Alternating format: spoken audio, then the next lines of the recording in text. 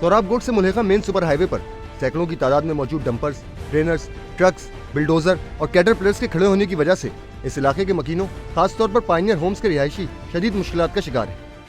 एक तरफ तो इन मशीनों और हैवी व्हीकल्स की वजह से यहाँ ट्रैफिक जैम रहता है, दूसरे इनकी वजह से यहाँ मौजूद सड़कों की सूरत हाल अबतर होती जा रही है। जब तक यहाँ पे हैवी ट्रैफिक खड़ी हुई है, बिल्डोजर वगैरह, आप चाहे यहाँ पे जितने भी अच्छे रोड बना लो ना, बेकार है रोड बनाना। जब तक यहाँ पे चेन वाले बिल्डोजर है, ये यहाँ से नहीं हटेंगे, यहाँ पे रोड बनाने का कोई फायदा नहीं है। ये इतने हैवी होते हैं कि अंदर की सीवरेज लाइनें तक फाड़ देते हैं। रोड देख लीजिए यहाँ के, ये क्या हाल है। इससे आगे चले जाएं और रोड ख़राब है, ना स्ट्रीट लाइट का इंतज़ाम है।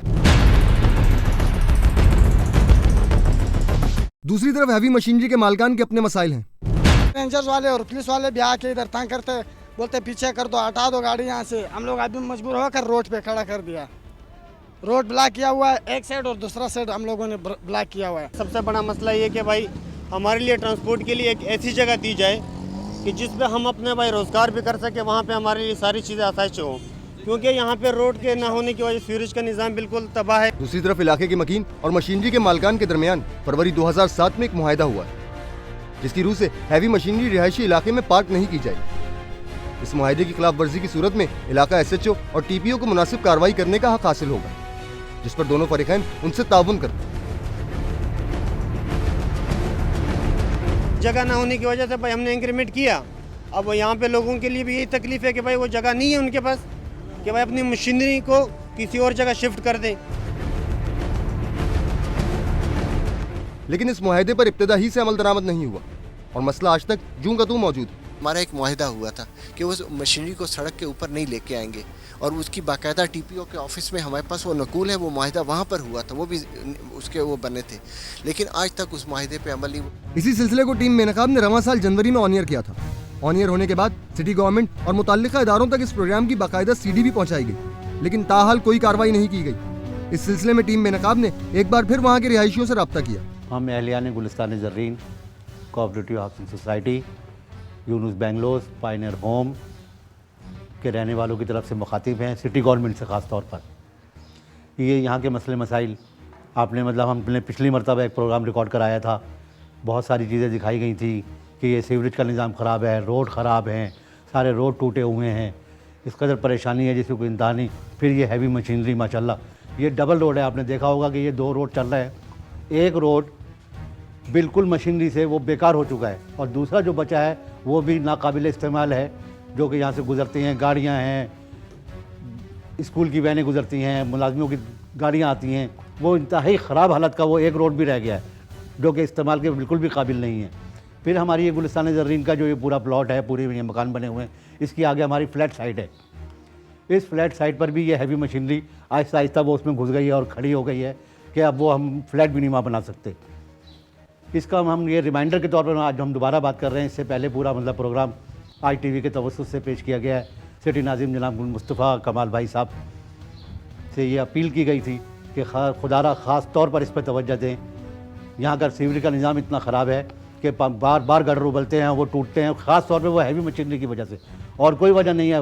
बने हुए थे, हम लोग भी इस कराची के बासी हैं, यहाँ के रहने वाले, गडाफ टाउन के तमाम सिटी गवर्नमेंट से मोहब्बत करने वाले हैं, कराची से मोहब्बत करने वाले हैं कि ये मशीनरी जो है, तो ये कोई मशीनरी हमारे लिए कोई वबाल जान नहीं है, ना कराची वालों के लिए। सिर्फ इनको एक प्रॉपर जगह आगे सुपर हाईवे पर अलॉट कर दी जाए कि यहाँ से चले, आगे बढ़ जाएं और ये इलाके के मकीन सुख का सांस लें, यहाँ पर रहने वाले सुख का सांस लें कि भाई यार ठीक है, ये रोड भी बन जाए, सिटी गवर्नमेंट भी आगे बढ़ी, ये रोड बनाएगी, ये मशीनरी आगे चली जाएगी तो खुद ब खुद रोड सही हो जाएंगे। इंतजामी उमूर से मुतल्लिक KESC के बारे में टीम मेनकाब को गुज़िश्ता माह कंप्लेन मिली, जिसमें फील्ड स्टाफ की तरफ से कराची के इलाके गार्डन में अल-हबीब आर्केड की बिल्डिंग में मौजूद लोगों के साथ बदसलूकी और बिल्डिंग को नुकसान पहुंचाने की शिकायत शामिल थी। यहाँ सवाल ये पैदा होता है कि KESC की जानिब से अदम अदायगी पर की जाने वाली इस कार्रवाई में 12 साल का तवील अरसा क्यों दरकार हुआ।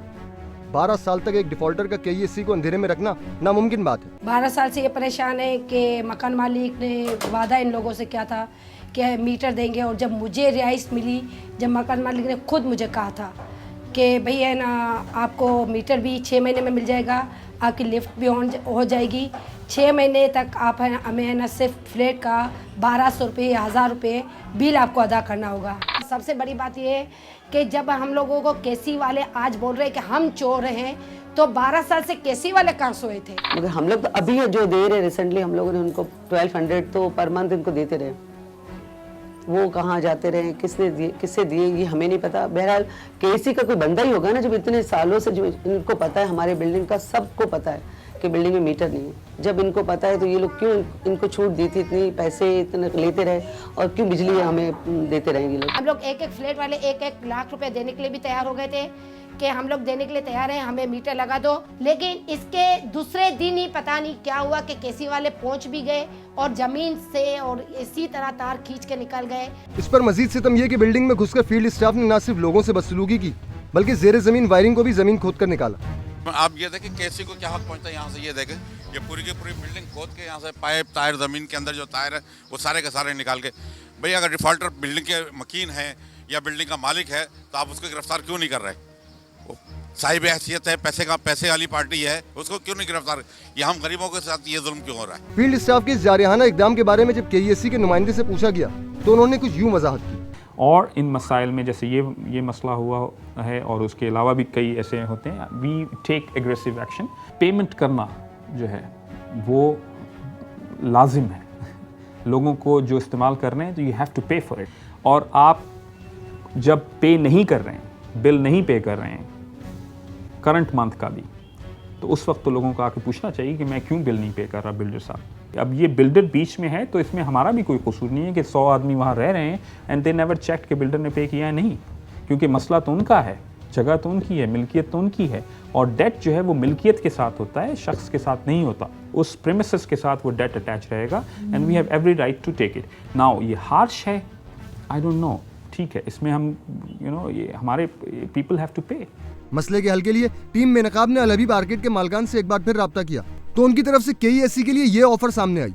जाहिर है इतना सारा पैसा तो हम लोग एक साथ तो अदा नहीं कर सकते, ये हम लोग मानते हैं कि हमारा कसूर है, मगर हम लोगों का कसूर इसलिए नहीं है कि ये जो पहले यहाँ पर ठेकेदार साहब थे वो साहब किस तरह देते रहे, किन किन लोगों को फेस किया, बिजली वालों को हम लोग नहीं जानते। हमारा तो कोई इसमें कसूर ही नहीं, हमारी मजबूरी भी ये है कि हम लोग जिस तरह भी चाहे अगर वो हमारे साथ बैठकर बात करें KESC वाले, ज़ाहिर हमारी भी प्रॉब्लम है, हम दोबारा भी देने के लिए तैयार है। थोड़े बहुत पैसे हमारे साथ या हमें मीटर लगा कर दें, हम लोग उसके अंदर थोड़ा बहुत पैसे हम लोग इंस्टॉलमेंट के ज़रिए देते रहेंगे, थोड़े थोड़े पैसे, क्योंकि सारे पैसे तो हम लोग इस तरह नहीं दे सकते। चोरी तो नहीं, हम खुद भी नहीं करना चाहते, हम लोग चाहते प्रॉपर हमारा मीटर लग जाए, हम लोग बिल भरते रहे हर महीने, हमें कोई आगे तंग ये ना कहें कि ये आप लोगों ने गलत तरीके से लाइट ली। हम खुद KESC वालों से चाह रहे हैं कि हम उनसे अपील करना चाहते हैं कि हमारे साथ ताउन करें। इतना ताउन, हम लोग इतने गुनाहगार, इतना बड़ा गुनाह नहीं है जितना इन्होंने हमें सज़ा दी। प्लीज़ हमारे साथ ताउन कीजिए और हमें जो भी तरीका, सही तरीका वो हमें बताएं। हम लोग उसके साथ ताउन, उनके साथ बैठ के बात करना चाहते हैं, वो हमारे साथ बैठ के बात करें, हमें बताएं कि हम किस तरह से हम लोग ये प्रॉब्लम सॉल्व कर सकते हैं। आपका मसला हल हो या ना हो, जब तक आप अपनी कंप्लेंट हुकाम बाला तक पहुंचा रहे हैं, समझ लीजिए कि करप्शन माशरे में मजीद फैलने से रुकी हुई है। माशरे को करप्शन से पाक करने में हमारी मदद करें। अपनी कंप्लेंट्स हम तक पहुंचाएं complaint box@aaj.tv पर।